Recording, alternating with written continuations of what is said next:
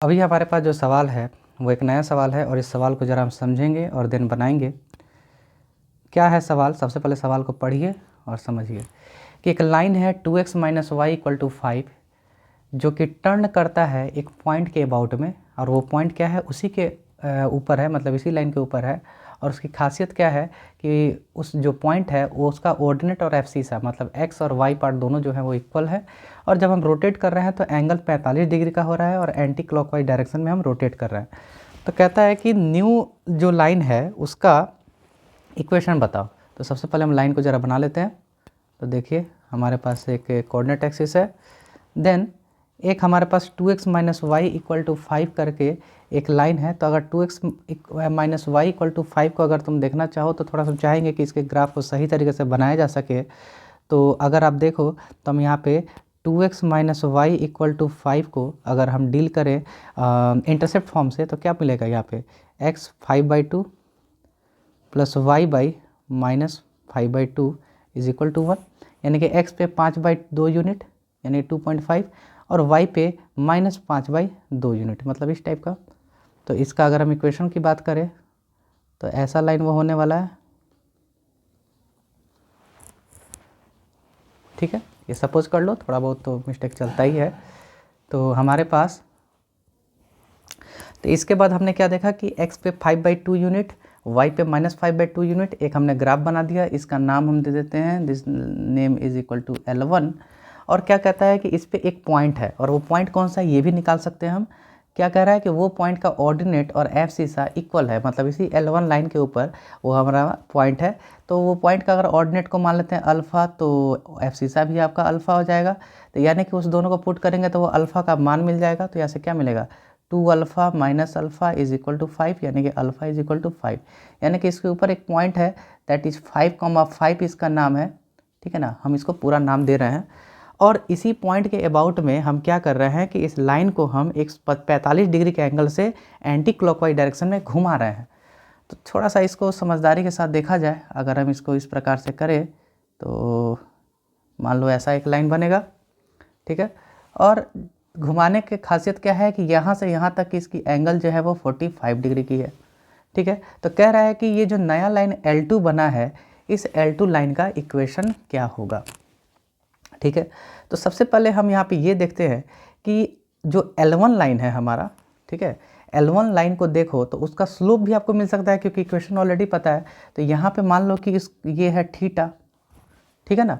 तो हमें L2 का चाहिए कि L2 पे कितना एंगल बना। तो यहाँ पे देखो इधर एक एंगल जो है 45 डिग्री के सामने है, तो ये भी 45 डिग्री होगा। तो ये वाला एंगल कितना हो जाएगा? थीटा प्लस 45, क्योंकि एक्सटीरियर एंगल जो होता है वो सम ऑफ टू इंटीरियर एंगल्स के सम के बराबर होता है। तो इसका मतलब कि अब हमें बताना होगा कि ये m एक्चुअली में क्या है। तो अगर हम m2 की बात करें, यानी कि इसका slope of line L2, slope of line L2, तो ये क्या होगा? tan of theta plus 45 degree. Of course ये तो होना ही है। और tan A plus tan B का तो फॉर्मूला सभी जानते हैं, ये क्या हो जाएगा? tan theta plus tan 45 degree, ठीक है, by 1 minus tan theta into tan of 45 degree. This is 1 plus tan theta by 1 minus tan theta. But what is tan theta? tan theta का मान क्या है आपके पास? देखो तो ज़रा। अब tan थीटा किसके लिए? y बराबर जो आपका गिवन है L1 का, उसका इक्वेशन के द्वारा। तो यहाँ से देखो y बराबर क्या आ जाएगा? 2x minus 5। तो यहाँ से m बराबर क्या होगा इसका, यानी कि m1 क्या होगा? 2, यही है tan थीटा। तो इसका मतलब 1 प्लस, देखो 1 प्लस 2 बाई 1 माइनस 2, तो यहाँ से क्या मिल जाएगा? -3, ठीक है। तो m2 यानी कि लाइन स्लोप L2 का जो स्लोप है वो क्या हो गया आपका? -3। और एक पॉइंट है, कौन सा पॉइंट है? 5,5 जिससे L2 पास कर रहा है। तो हमारे पास x1 और y1 दोनों क्या मिल गया? 5,5। तो इक्वेशन ऑफ लाइन L2 क्या होता है? Is equal to y minus y1 by x minus x1 is equal to m, and that is equal to y minus 5 by x minus 5 is equal to -3। This is equal to y minus 5 minus 3x plus 15, and this is equal to 3x plus y is equal to 20, and this is the required equation of this line, ठीक है, L2 का, यानी कि L1 को जब rotate किए तो उसका इक्वेशन L2 अब बन गया, तो L2 का इक्वेशन बदल गया। तो इस प्रकार से हम सारे क्वेश्चंस को आराम से बना सकते हैं, ठीक है। अब हम देखेंगे कि दो लाइन को अगर हम इंटरसेक्ट कराते हैं तो उनके बीच का पॉइंट ऑफ इंटरसेक्शन क्या होता है। हमारे लिए अभी ये नया टॉपिक है, तो इसके बड़े ही ध्यान से इसको समझने का प्रयास करेंगे और बहुत ही इंटरेस्टिंग भी है। तो चलो हम आते हैं इस पर कि point of intersection of two lines, point of intersection of two lines.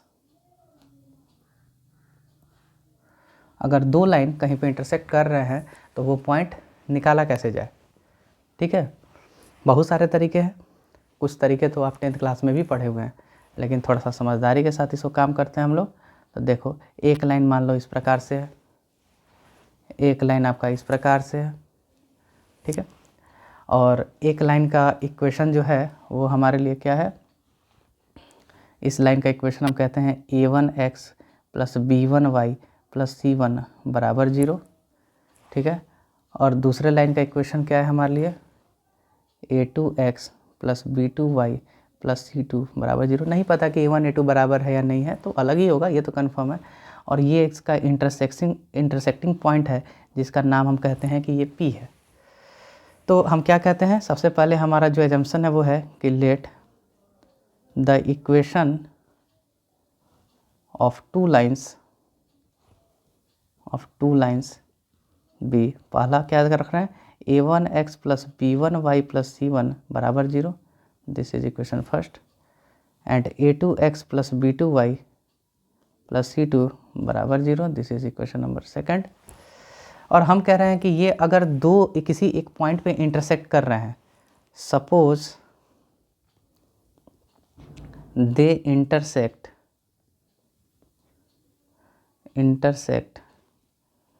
Eight point,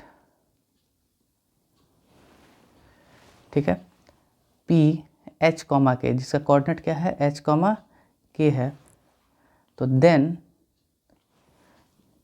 P H comma के satisfy both equations of lines. क्यों, अब देखो ना, अगर P पॉइंट जो है वो L1 के ऊपर है और L2 के भी ऊपर है, देखने से दिख रहा है, इसके मतलब x और y की जगह पे h और k डालेंगे तो दोनों के लिए सेटिस्फाई होगा। तो इसका मतलब अगर हम फर्स्ट इक्वेशन में h और k डालते हैं तो क्या मिलता है हमें, a1h plus b1k plus c1 बराबर 0। दूसरे वाले में डालते हैं तो a2h plus b2k plus c2 बराबर 0। और आप इसको बहुत अच्छे तरीके से पढ़े हुए हो कि कैसे सॉल्व करते हैं। एलिमिनेट कीजिए k को, जैसे वहाँ पे y को एलिमिनेट करते थे वैसे यहाँ पर k को एलिमिनेट करो, या फिर पहले h को एलिमिनेट करो, या फिर सब्स्टिट्यूट करो, या फिर क्रॉस मल्टीप्लिकेशन लगाओ। तो क्रॉस मल्टीप्लिकेशन हम डायरेक्ट लिख रहे हैं, क्या होता है आप इसके देख भी लो एक बार, बाय क्रॉस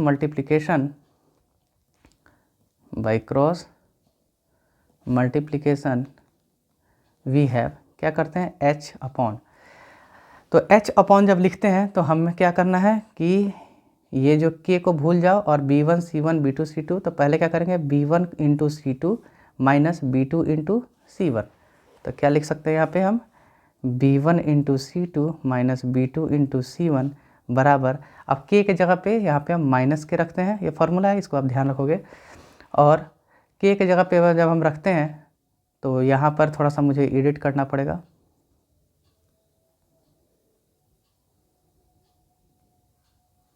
ठीक है, दिस इज़ प्लस, ओके। तो k की जगह पे रखेंगे तो अब ये वाला इसका h भूल जाओ और ये आपका c1 c2 है। तो इसके लिए क्या करेंगे, a1 into c2 minus a2 into c1 बराबर, अगला वाला h k है, उसके बाद तो कोई वेरिएबल नहीं है तो ये 1 ही रखो यहाँ पे, और c1 c2 वाला को भूल जाओ और h k को इधर भूल जाओ। तो आपका अब अगला वाला आप ग्रीन पार्ट से करते हैं। इसके लिए अगर आप लिखना चाहो तो कैसे लिखोगे, this is equal to a1 b2 minus a2 b1, बड़ा काम आता है ना, इक्वेशन तुरंत बना सकते हैं हम लोग क्या h और k की वैल्यू है।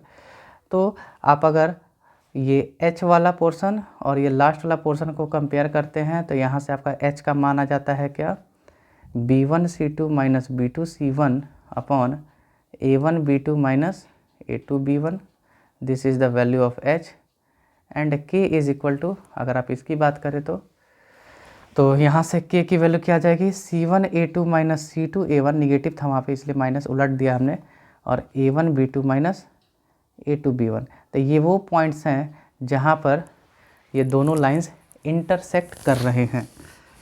तो अब हम इस पे एक प्रॉब्लम बनाएंगे और उस प्रॉब्लम को देखेंगे कि कैसे क्वेश्चंस को किया जा सकता है। ठीक है, आई होप कि आप इस चीज़ों को समझे होंगे। ये आपका थ्योरी पार्ट था, बट मुद्दा है कि क्वेश्चन कैसे बनाया जाए। तो सबसे पहले हम क्वेश्चन को देखते हैं।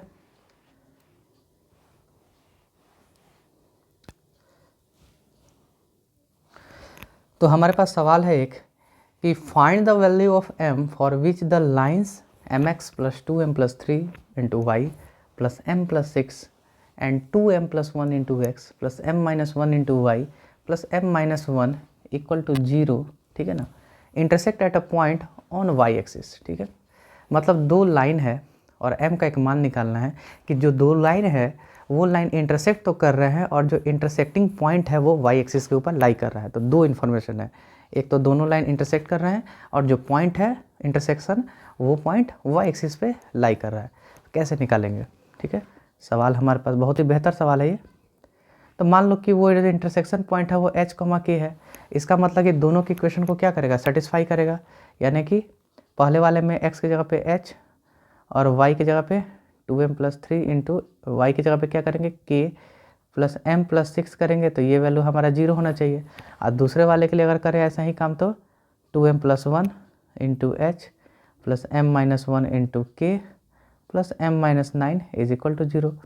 अब h और k को सॉल्व करेंगे तो कैसे करते हैं, बाई क्रॉस मल्टीप्लिकेशन। क्या काम करते हैं कि h बाई वही काम 2m plus 3 into m minus 9 minus m minus 1 into m प्लस 6, एक तो ये हो गया, minus k upon m into m minus 9 minus 2m plus 1 into m प्लस 6 and this is again equal to 1 upon m into m minus 1, ठीक है, minus 2m plus 1 into 2m plus 3। अब जब इंटरसेक्शन पॉइंट निकालेंगे तो हमें ये ध्यान रखना है कि ये जो इंटरसेक्शन पॉइंट है इसका जो k पार्ट है, क्योंकि y एक्सिस पे बात कर रहे हैं ना, तो y एक्सिस पे क्या होता है कि x कोऑर्डिनेट 0 हो जाता है, तो यहाँ पे हमें h हमेशा 0 रखना होगा। ठीक है, तो यहाँ से हम h की वैल्यू लेके निकालेंगे और उस h को क्या करेंगे, 0 कर देंगे, क्योंकि कोई भी पॉइंट अगर y एक्सिस पे है तो उसका x कोऑर्डिनेट क्या होता है, हमेशा 0 होता है और y कुछ भी हो सकता है। ठीक है, तो फर्स्ट एंड थर्ड को अगर हम कंपेयर करें तो we can get s is equal to, अब h बराबर आप डायरेक्ट भी लिख सकते हो। तो चलो पहले हम इसको नीचे वाले को लिखने की ज़रूरत वैसे नहीं पड़ेगी, आई होप कि इसकी ज़रूरत नहीं ही होगी। तो जरा हम देखते हैं इसको, पहले हम सजा ही लेते हैं नीचे वाले को भी कि m square minus m minus 4m square plus 2 into 3 6 2 8 यानी कि 8m प्लस 3। ठीक है, और ये उधर चला जाएगा तो क्या हो जाएगा 2m स्क्वायर माइनस 18m और plus 3m that is minus 15m minus 27 minus m square plus 5m minus 6। ठीक है, और ये वैल्यू हमारे लिए क्या होनी चाहिए, this value should be always equal to 0। तो ये 0 कब होगा, जब ऊपर वाला 0 हो और नीचे वाला 0 नहीं हो, दोनों बातों को रख लेते हैं। तो यहाँ से हमें क्या मिलता है कि m square minus 15 minus 5 that is minus 20m minus 27 और प्लस 6, तो कितना आ जाएगा माइनस 21 अपॉन नीचे वाला माइनस 3m स्क्वायर। ठीक है, उसके बाद माइनस m माइनस 8m कितना होगा माइनस 9m, उसके बाद बचता है माइनस 3 इज इक्वल टू 0। यानी कि अगर नीचे वाले से हम माइनस 1 भी कॉमन ले लेते हैं, m square minus 20m minus 21 upon, अगर माइनस 3 को उधर भेज दो, माइनस 3 नॉन 0 वो भेज सकते हैं, तो ये बच जाएगा m square plus 3m plus 1 बराबर 0। ठीक है, तो ये वैल्यू क्या होना चाहिए, 0 नहीं होना चाहिए और ये वैल्यू 0 होना चाहिए। ठीक है, तो देखते हैं ऊपर वाला वैल्यू 0 कब होगा। ऊपर वाली वैल्यू को अगर देखो तो ऊपर वाले को हम ऐसे लिख सकते हैं ना, m-21 और m+1 बराबर 0। सॉल्व करके देख सकते हो। तो m is equal to either 21 और -1, और ये वैल्यू को नीचे वाले में देखोगे तो वहाँ पे m 0 नहीं होगा। इट मीन्स दैट कि m की हमारे पास दो वैल्यू जा रहे हैं, एक हो रहा है 21 और एक हो रहा है -1। तो इसी प्रकार से हम आगे के सारे सवालों को हल करेंगे। आज के लिए बस इतना ही। Thank you everyone.